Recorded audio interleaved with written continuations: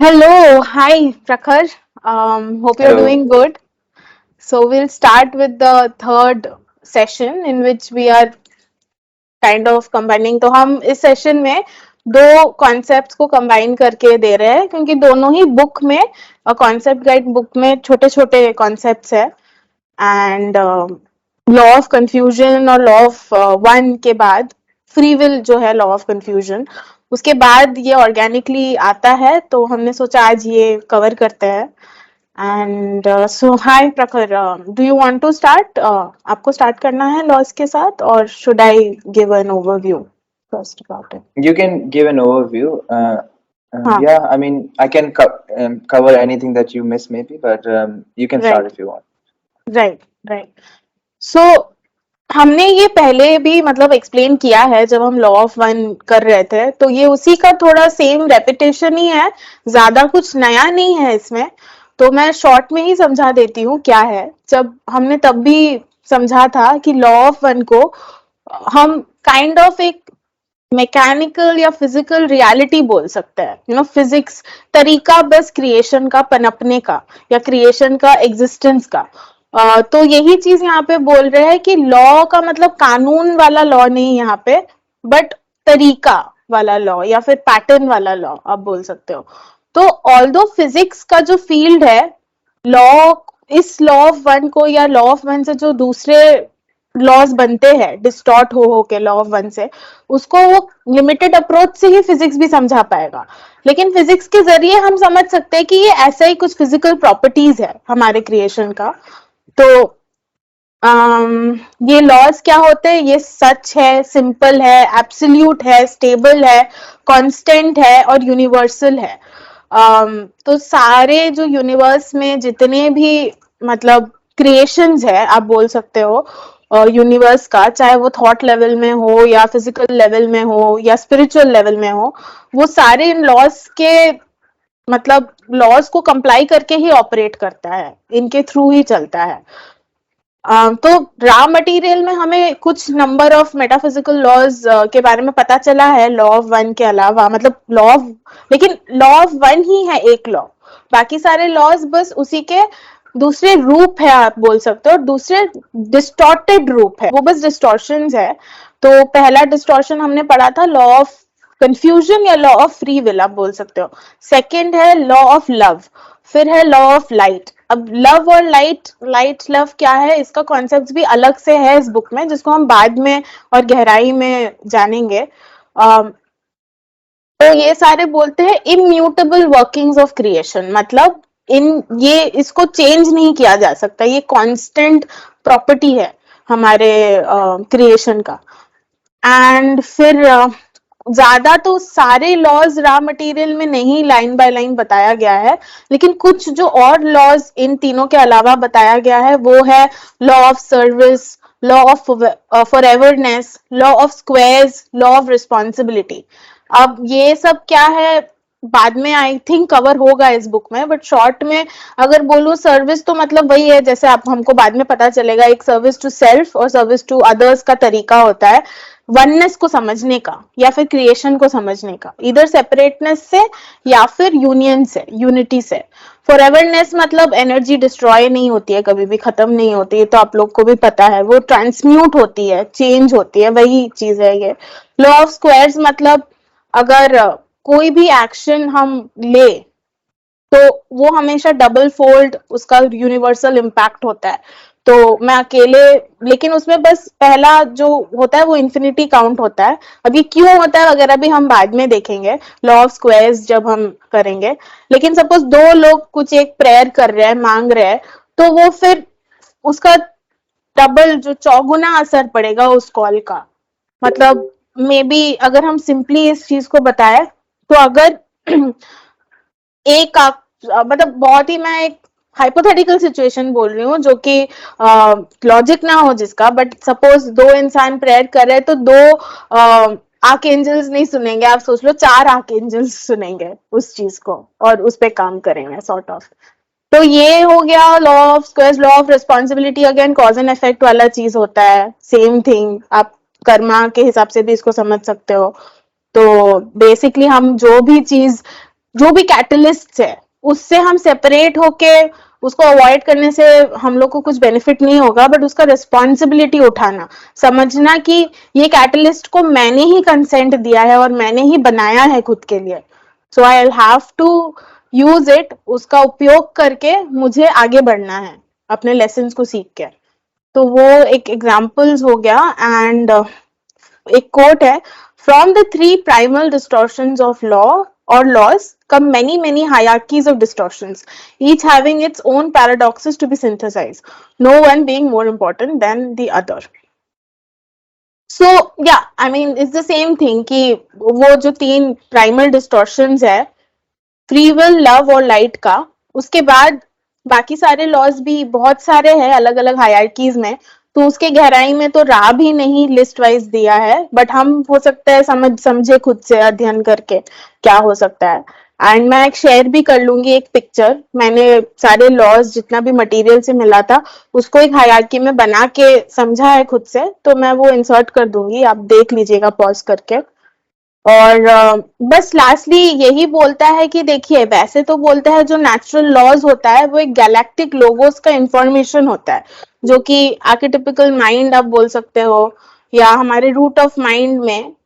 कोई भी बीइंग कोई भी एक गैलेक्सी का सारे बीइंग्स के रूट ऑफ माइंड में वो होता है इंफॉर्मेशन, जिसके थ्रू उसका स्पिरिचुअल एवोल्यूशन होता है। तो कहने को हर एक गैलेक्सी का खुद का लोगोस होता है, तो उसमें वेरिएशंस होते हैं फ्रॉम गैलेक्सी टू गैलेक्सी, ये राह ने बोला था, लेकिन उतना ज्यादा नहीं, ये वेरिएशन उतना ही है जैसे कि हिंदी भाषा और बंगाली भाषा या अमेरिकन कोई भी लैंग्वेज आप ले लो, इंग्लिश ले लो, उन सब में बातें तो एक ही है लेकिन बोलने का तरीका अलग है, क्योंकि सारे लोगो ही सारे गैलेक्सीज के लोगोस वगैरह लॉ ऑफ वन से ही ऑपरेट करते हैं, बस स्टोरी टेलिंग अलग होगा शायद थोड़ा सा। सो या I have covered this. You आपको कुछ ऐड करना है प्रखर इसमें, या कुछ क्लैरिटी कुछ ठीक करना है जो मैंने बोला उसमें? नहीं, बहुत अच्छा समझाया। इसके बारे में हमने पहले भी थोड़ा डिस्कस किया है, तो मुझे नहीं लगता कुछ और इसमें ऐड करने की ज़रूरत है। हाँ, और जैसे-जैसे और लॉज़ के बारे में आगे हम लोग बताएँगे तो और एक्सप्लेन भी करेंगे। तो अभी ये लॉज़ एक ओवरव्यू है ये लॉज़ का। बाकी आगे लॉज़ मतलब वेज़ भी कह सकते हैं, लॉज़ या वेज़, उनको हम एक्सप्लेन भी आगे चल के करेंगे। जैसे कि लॉ स्क्वायर्स बात कर रहे थे, या फिर लॉ ऑफ रिस्पॉन्सिबिलिटी, उसको एक्सप्लेन करेंगे जब टाइम आएगा।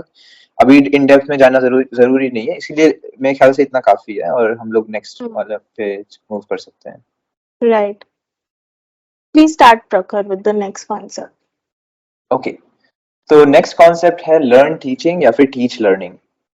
तो ये हम बोलते हैं लर्न टीचिंग या फिर टीच लर्निंग,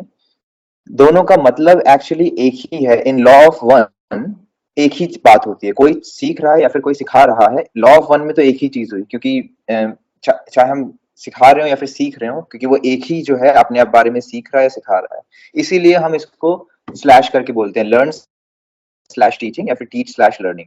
अब हम इस वर्ड में बात करें तभी हम डिफरेंशिएट करते हैं कि लर्न टीचिंग मतलब लर्निंग और टीच लर्निंग मतलब टीचिंग। तो मतलब हम इस डुअलिटी में जब हम बात करते हैं तब हम ये डिफरेंशिएशन कर सकते हैं कि हाँ, लर्न टीचिंग का मतलब हम जब हम बात करेंगे तो यानी उसका लर्निंग मतलब हुआ, और जब हम बोलेंगे टीच लर्निंग तो मतलब टीचिंग। लेकिन जैसे मैंने बोला कि असलियत में वो एक ही चीज है। तो इस प्रीफेस को लेके आगे हम ये एक कोट है, to learn is the same as to teach unless you are not teaching what you are learning, in which case you have done you slash they little or no good। तो इनका कहने का वही मतलब है कि जो हम सीख रहे हैं वो एक ही चीज हुई एज टीचिंग, अनलेस अगर हम वो टीच ना करें लोग आगे, मतलब उसको हम सिर्फ लर्न करें और आगे उसको टीच ना करें जो भी हम सीख रहे हैं। अगर हम ऐसा करते हैं तो हम एक्चुअली सर्विस नहीं कर रहे हैं कोई, मतलब कोई हम कुछ आगे अच्छा कुछ कर ही नहीं रहे हैं, बस हम कंज्यूम कर रहे हैं, लर्न कर रहे हैं, फिर लेकिन आगे उसको हम टीच नहीं कर रहे हैं। तो मतलब उसका कुछ ज्यादा सर्विस में कुछ हम चॉइस नहीं कर रहे हैं। तो यानी ये मतलब यही बोल रहे हैं कि मतलब इसमें कुछ आगे अच्छा है ही नहीं इसमें। तभी और हाँ, फिर इसके बाद उन्होंने ये भी बोला है कि वैसे तो एक ही चीज है, लेकिन हम सिर्फ खुद ही लर्न कर सकते हैं अपने लिए, भले ही हम टीच करें लोगों को फिर आगे चल के, लेकिन हम किसी के लिए उनकी लर्निंग नहीं कर सकते।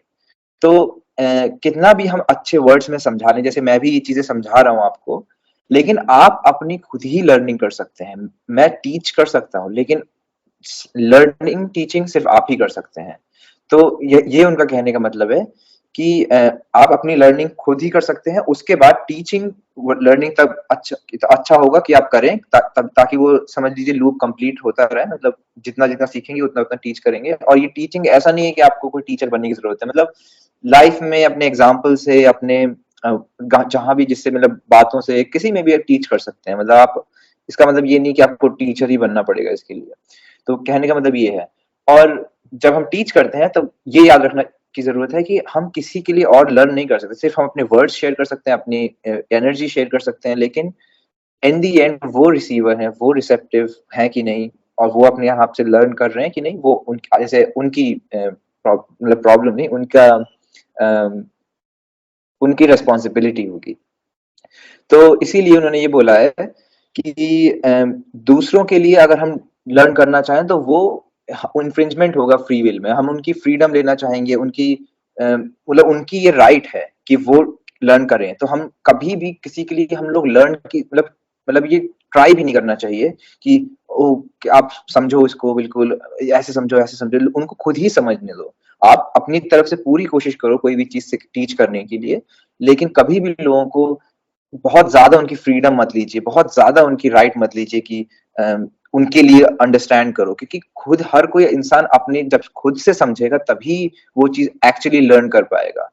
तो ये चीज बहुत इंपॉर्टेंट है कि हम किसी की फ्री विल पे ज्यादा इन्फ्रिंज नहीं करना चाहते। अपना बेस्ट दो, लेकिन कभी भी ज्यादा उसको वो ना करिए कि दूसरों के लिए हम सीख रहे हैं। हम अपने लिए ही सीख सकते हैं, क्योंकि अगर हम दूसरों के लिए ट्राई करेंगे वो डिस्टॉर्शन है, क्योंकि ऐसा हो ही नहीं सकता। तो तभी इन्होंने बोला कि अंडरस्टैंडिंग हम कभी ट्रांसमिट नहीं कर सकते,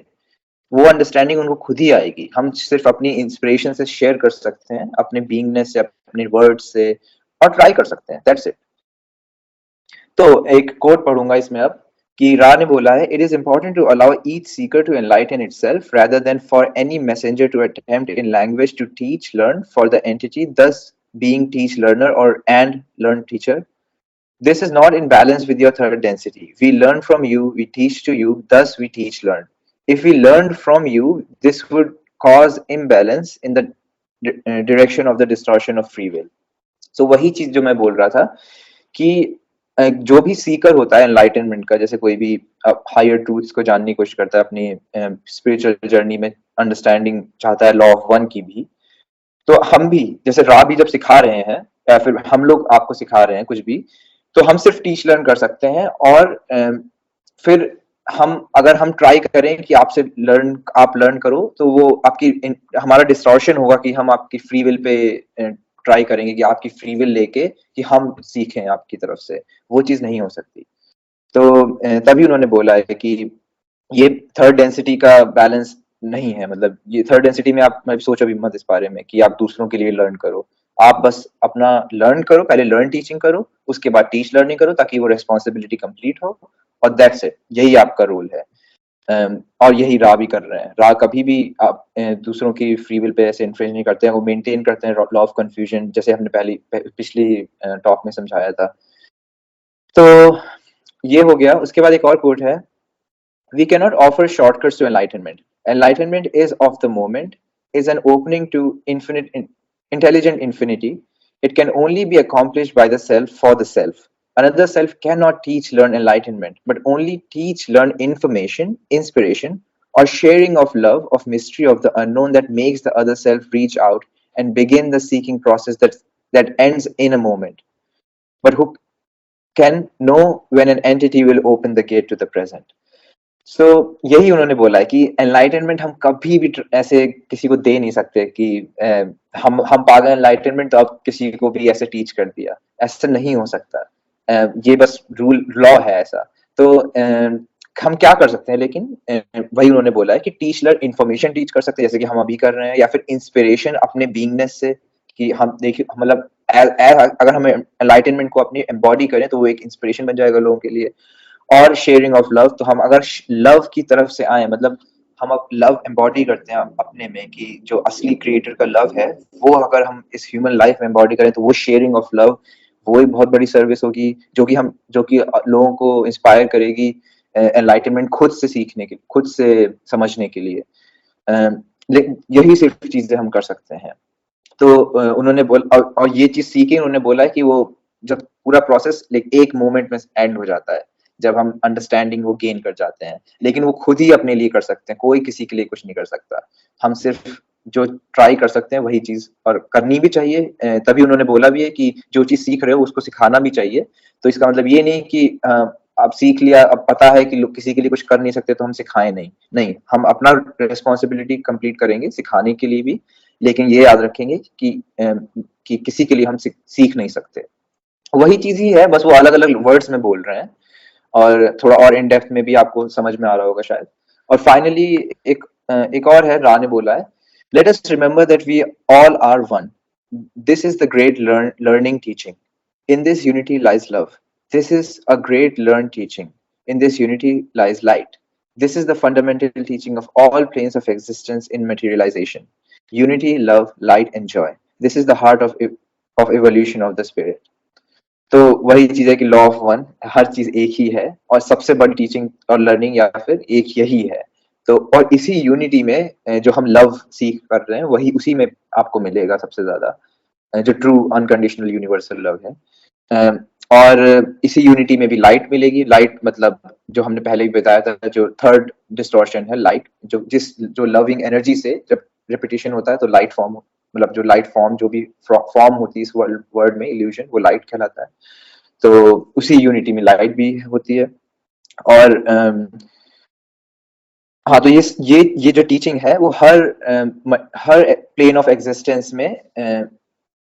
मतलब जो मटेरियलाइज होता है वो हर प्लेन ऑफ एग्जिस्टेंस में यही टीचिंग अप्लाई होती है हर जगह पे। चाहे अर्थ ले लीजिए, मतलब ये जो अर्थ थर्ड डेंसिटी एनवायरनमेंट है कहीं भी ले लीजिए, ये हर जगह अप्लाई होता है। ये सिर्फ हमारे लिए ही नहीं है, तभी ये यूनिवर्सल लॉज हैं, मतलब डिस्टॉर्शन भी कह सकते हैं, बट मतलब यूनिवर्सल वेज हैं ये सब। और फाइनली उन्होंने बोला है कि the heart of evolution of the spirit, मतलब जो हमारा एवोल्यूशन है, स्पिरिचुअल ग्रोथ, स्पिरिचुअल एवोल्यूशन, वो हार्ट ऑफ जो है वो लाई करता है यूनिटी में, लव, लाइट एंड जॉय। तो जब भी हमें याद करना हो, अपना एवोल्यूशन प्रायोरिटाइज करना हो, तो हम क्या करना है, हमें रिमेम्बर रखना है, हमें याद रखना है कि लॉ ऑफ वन एक ही, सिर्फ एक ही है। हम वो चीज समझ सकते हैं और वो चीज unity, love, light and Joy में सीख कर सकते हैं और उसमें सोक कर सकते हैं, लेकिन और फिर उसको टीच भी कर सकते हैं। लेकिन वही है कि किसी के लिए हम इसको कर नहीं सकते, बस एक एग्जाम्पल हो सकते हैं, एक टीचर हो सकते हैं, एक हीलर हो सकते हैं, ये सब चीजें हम कर सकते हैं as a in material world. But वही है कि बस यही कर सकते हैं। बाकी एक प्रियंका, आपको कुछ बताना हो, मैं बोल रहा हूँ, इसमें ऐड कर सकते हैं। अच्छा, I just have a doubt प्रखर कि ये जो एनलाइटनमेंट यहाँ पे बोला राने की is of the moment, and उस मोमेंट, एक मोमेंट में वो होता है जब वो गेट टू अनंत मतलब बुद्धिमानी बोलिए या अनंत एनर्जी बोलिए, वो ओपन हो जाती है। तो ये क्या मोमेंट फिर इट्स लाइक ये मोमेंट के बाद आप परमानेंटली एनलाइटेंड हो जाओगे, ऐसा होता है कि ये मोमेंट बार बार आप इन्वोक करते हो और प्रोसेस होता है एनलाइटनमेंट एक, हाउ इज इट? हाँ, बहुत अच्छा क्वेश्चन है। तो इंटेलिजेंट इन्फिनिटी जो है वो तो हमेशा एक्टिव है, तो मतलब वो तो कहीं जा ही नहीं रही। और एनलाइटनमेंट क्या हुआ कि जैसे जैसे एक सीकर, जैसे हम सीकर होते हैं, जैसे जैसे सीकर उसको सीख करता है और फिर सीखता है, उसकी तरफ और बढ़ता है, और जैसे ही वो उसको मतलब उसकी तरफ खुल जाता है उसका गेट, समझ लीजिए क्राउन चक्रा से, मतलब इंटेलिजेंट इन्फिनिटी से, तो वो एक्चुअली उसको मतलब अंडरस्टैंडिंग जो बोला है उन्होंने कि लर्न टीचिंग, वो एक्चुअली उसको समझ पाता है कि हाँ okay, now finally get it कि लोग क्या बोलते हैं, क्यों बोलते हैं, लॉ ऑफ वन क्या है, और सिर्फ दिमागी तरीके से नहीं। तो वो एक मोमेंट होता है, और वो चीज कैसे होती है, वही सब मेडिटेशन, मतलब ये सब स्पिरिचुअल डिसिप्लिन से और सारे बैलेंस ऑफ चक्रास और ये सब चीजों से होता है। तो यही उन्होंने बोला इसीलिए कि of the moment, in the moment, क्योंकि उस मोमेंट में हम वो टैप इन कर जाते हैं जो ऑलरेडी है, तो हम ऑलरेडी है वो चीज, तो बस हम उसको टैप कर जाते हैं कि हाँ एक्चुअली हाँ हम सीख गए, समझ रहे कि यहाँ ये एनलाइटनमेंट एक्चुअली होता है, यही चीज है एनलाइटनमेंट। तो अब इसका मतलब ये नहीं हुआ कि हम वापस अपने ह्यूमन उसमें नहीं जाएंगे, मतलब अपने ह्यूमन ये मतलब वेल वापस नहीं आएगी, वेल वापस आएगी। और वेल जो होती है वो उसका, क्योंकि वेल इसीलिए वापस आएगी क्योंकि थर्ड डेंसिटी का मकसद ही यही है कि हम वो उस वेल के बिना लव की लेसन्स लर्न करें या फिर विजडम के लेसन्स लर्न करें। तो वो वेल का मकसद ही यही है। अगर हम मतलब परमानेंटली खोल दिया, अगर उन्होंने मतलब ऐसा हो गया, तो तो या तो इसका मतलब ये हुआ कि आपके लिए कुछ सीख मतलब इस लाइफ टाइम में कुछ और सीखने का था ही नहीं, तो यानी अब मकसद कंप्लीट हो गया, तो यानी अब खोल दिया, अब तो कुछ मतलब नहीं, आप कभी भी डेथ हो जाए कभी कुछ फर्क नहीं पड़ता। लेकिन अगर आपने अपने लिए लेसन्स बना के रखे हैं इस सोल जर्नी के लिए, इस मोमेंट में, इस अर्थ प्लेन पे, तो आपके लिए खुलेगा नहीं और हमेशा परमानेंटली ऐसा अबाइडेंस नहीं होगी, अनलेस कि आपकी ऐसे, बल्कि फिर विल ही नहीं होगी आपकी कि परमानेंट अबाइडेंस हो जाए, क्योंकि आपको लेसन सीख करने वो ज्यादा इंपॉर्टेंट है आपके लिए, क्योंकि ये इंटेलिजेंट इन्फिनिट तो हमेशा अवेलेबल है, कभी भी, मतलब चाहे कहीं पे भी हो, चाहे कितनी भी थिक वेल हो, हमेशा अवेलेबल होती है। और इस लाइफ टाइम के बाद तो और ज्यादा, मतलब ऐसे ऐसे मतलब हम वो करेंगे, इवॉल्व करेंगे, और ज्यादा अवेलेबल होगी हमारे लिए। तो वो तभी हम उसको मतलब लगता है कि हम असली में चाहेंगे तो भाई हमेशा परमानेंट एनलाइटनमेंट स्टेट चाहेंगे, सोचेंगे, लेकिन एक्चुअली हमारी वो एक्चुअल विल नहीं है। मतलब जो असली में सोल की विल है वो एक्चुअली परमानेंट एनलाइटनमेंट की विल है ही नहीं। और जिनकी असली में ऐसी विल है वो उनके लिए हो सकता है, लेकिन फिर उनकी असली विल इसीलिए होगी क्योंकि वो सारे लेसन जो सीखने थे वो सब सीख चुके। अब उनका कोई मतलब ही नहीं है, वो कभी भी शेयर मतलब वो टीचिंग कर सकते हैं लेकिन उनके लिए और कुछ मतलब ही नहीं रहा। लेकिन इन मोस्ट केसेस हम अगर बोलेंगे, जो कि हम सीकर्स और एडेप्ट्स होते हैं, एडेप्ट्स का मतलब हम आगे बताएंगे, उनका उनका मतलब, उनका जो मकसद है इस अर्थ पे वो वही है कि वो इस वेल के अंदर रह के एनलाइटनमेंट रीच कर जाएंगे, लेकिन मतलब जो इंटेलिजेंट इन्फिनिटी है वो रीच तो कर जाएंगे, लेकिन वो वापस आ जाएंगे, क्योंकि और ये शायद उनको डायरेक्टली उनको नहीं पता चलेगा, लेकिन एक्चुअली उनकी विल ही है, वो ऐसा ही चाहते हैं, तभी वो वापस भी आ जाते हैं, और वापस वेल फिर से आ जाती है, और उसके बाद हम अपने लेसन सीखते हैं। तो इसका मतलब ये भी नहीं कि हम सिर्फ सफर करते रहें वेल के अंदर, नहीं, हम एनलाइटनमेंट को भी सीख करें, मतलब उसको भी ज्यादा से ज्यादा अबाइडेंस रखें इंटेलिजेंट इन्फिनिटी में, वो हमेशा सर्विस होता है, मतलब अपने लिए भी और दूसरों के लिए भी। लेकिन ये याद रखिए कि हमारा एक्चुअली मकसद जो है वो सिर्फ एनलाइटनमेंट स्टेट नहीं है, उसके बाद वापस लाइफ में चीजें एक्सपीरियंस करना, सीखना, सिखाना, ये सब चीजें भी मतलब हमें करनी है यहाँ पे, जो कि विद इन द वेल भी चाहिए, उसके लिए वेल भी चाहिए हमें। तो बस यही दिखाना बताना था मेरे को कि एक्चुअली डिफरेंस क्या है परमानेंट एनलाइटनमेंट और स्मॉल ग्लिम्सेस में, और क्यों होता है। कुछ लोगों के लिए कहते हैं कि वो हमेशा के लिए एनलाइटनमेंट हो गया, कुछ लोग कहते हैं कि नहीं, बस कुछ मतलब कुछ आवर्स के लिए या कुछ उसके लिए रहता है, उसके बाद वापस आ जाता है। और ये ऐसा भी कह सकते हैं, ट्रू साइमल्टेनिटी बोलते हैं, आगे चल के समझाएंगे, क्योंकि मतलब अगर मैं अभी देखूं अपनी लाइफ में, जैसे इसी मोमेंट में अगर मैं चाहूं तो अपना मैं कॉन्शियसनेस रेज कर सकता हूँ, मतलब ज्यादा, और जैसे मेडिटेशन करूं अभी चाहूं अगर मैं, तो ज्यादा से ज्यादा मतलब इंटेलिजेंट इन्फिनिटी की तरफ बढ़ सकता हूँ, फोकस रख के, मेडिटेशन करके, इन सब सरेंडर से भी, मतलब बहुत तरीके हैं उसको पहुंचने के लिए। लेकिन इस वक्त मैं इतना ज्यादा एंगेज हूँ इस टीचिंग लर्निंग में कि मतलब इस वक्त मैं नहीं कहूँगा सबसे ज्यादा एनलाइटेंड स्टेट में हूँ इस वक्त मैं, नहीं, मैं इस वक्त काफी कहूंगा वेल्ड स्टेट में भी हूँ इस वक्त। तो इसका, क्योंकि इसका रेलेवेंस है अभी, मैं सिखा रहा हूँ, और मे बी अगर मैं पूरी तरह से एनलाइटेंड स्टेट पूरा फुली जैसे मैंने एक्सपीरियंस किया हुआ है उस स्टेट में होता, तो मैं शायद ये अभी बोल ही नहीं पा रहा होता, बिल्कुल चुप रहता और बस हंसता रहता मे बी। तो यही बताना था मेरे को, रेलेवेंस कि क्या है एनलाइटनमेंट, क्यों, और यही चीज। ब्यूटिफुली एक्सप्लेन, मतलब और बहुत अच्छे से क्लियर किया ये कंफ्यूजन, क्योंकि लोग फिर सोचते हैं कि वो एक परमानेंट स्टेट है जिसमें चले जाना है, but it's not like that, right? I it is really good, you know. और आई एम सॉरी, थोड़ा कंस्ट्रक्शन का आवाज आ रहा है क्या? नहीं, मुझे तो नहीं आ रहा वैसे। ठीक है, हाँ, then it's fine, because of the mic वो नॉइज कैंसलेशन हो जा रहा है। So yeah, I mean, I think Prakhar, in fact, probably we should have a session where I ask you some questions about your own process and all. And I okay. think, yeah, it's going to be really fun. So thank you. I mean, you explained this learn teaching, teach learning quite well, quite clear. Anything you want to add to that? Anything you from your whatever experience or Yeah, understanding? या I mean सबसे I think एक जो confusion था जब हम भी पढ़ रहे थे इस बुक को एज अ ग्रुप जो मेरा है वो था कि रा का मतलब क्या था कि we can not learn for you वाला चीज तो वो बहुत अच्छे से एक्सप्लेन हो गया है अभी कि बेसिकली हम प्रेजेंट कर सकते हैं इंफॉर्मेशन ब्यूटी मिस्ट्री लव किसी के सामने लेकिन उसको सीखना उसी को पड़ेगा and I will add something here it's because अगर वो स्पून फेड हो जाएगा तो वो कभी सीखा ही नहीं ना उस चीज को उसने अपने अंदर से एज ही और she being the creator whatever gender he she they whatever तो that person is not I mean themselves unveiling it for themselves तो दैट मेक्स सेंस और ये हमारे लिए भी इम्पोर्टेंट है समझना कि कोई आके हमें एनलाइटनमेंट नहीं देगा हम लोग को खुद उसको अपने से उस पे काम करके उसको अनवील करके पहचानना है and at the same time it's important कि 3D लाइफ आप बोलो या जो हम लोग का ये अर्थ में लाइफ है वो भी इम्पोर्टेंट है and everything is one so I would just add that let's not compare कि enlightenment state यहाँ है और बाकी जो wheeled state यहाँ है दोनों का अपना purpose है दोनों का unique and they work together so that's the only thing I'll say and yeah learn teaching teach learning is just that while teaching also we are learning we have to always remember that right when मैं ये चीज के बारे में पढ़ रही हूँ या प्रखर मुझे कुछ बोल रहा है तो उसको जो मैंने क्वेश्चन भी पूछा उससे भी वो सीख रहा है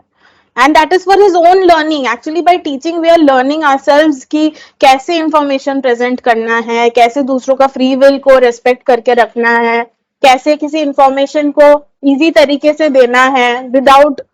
hampering their own process of growth without and this is the most important point कि किसी को कैसे teach करे without infringing on their free will ये नहीं आता है लोगों को तो that was really nice and I think our learn teaching is also when we are learning when I'm learning from you I'm teaching you also same way how to take care of my free will वगैरह वगैरह Yeah, that's the art, right? Like to serve without infringing or to teach without infringing on other people's free will.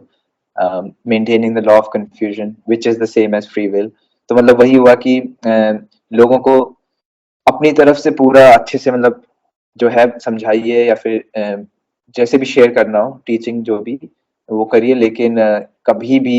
ज्यादा obsess मत रखिए कि वो सीख मतलब उनके लिए सीखना या फिर उनके रिजल्ट्स या कुछ भी मतलब वो सब आपका मतलब ही नहीं क्योंकि अगर आप ज्यादा ऑब्सेस हो जाएंगे उससे तो फ्री विल इन्फ्रिंज कर रहे हैं आप उनके उन ट्रस्ट करिए कि उनका एवोल्यूशन उनकी ग्रोथ वो जब अपने सही टाइम पे समझेंगे हो सकता है वो कुछ अगर आप कुछ समझा रहे हैं हो सकता है वो कुछ सीड्स प्लांट हो जाए उनके दिमाग में और life time after life time उनके लिए वो मतलब सीड्स आगे फ्रूटफुल बने तो मतलब कभी भी मत सोचिए आपकी सर्विस वेस्ट जा रही है कहीं भी कभी भी आप अपना बस काम करिए जो हिंदी में कहावत है कर्म किए जा फल की चिंता ना कर तो वही चीज है कि आप अपना बस काम करिए आप लर्न टीचिंग करिए टीच लर्निंग करिए और बस बस इतना ही आपका काम है और किसी के लिए कुछ और नहीं कर सकते आप तो बस इतना ही ध्यान रखिए और बस यही मेन है concept learn teaching teach learning का main right thank you Prakhar a lot I think we can end this session here and see you next time thanks a lot okay bye okay bye bye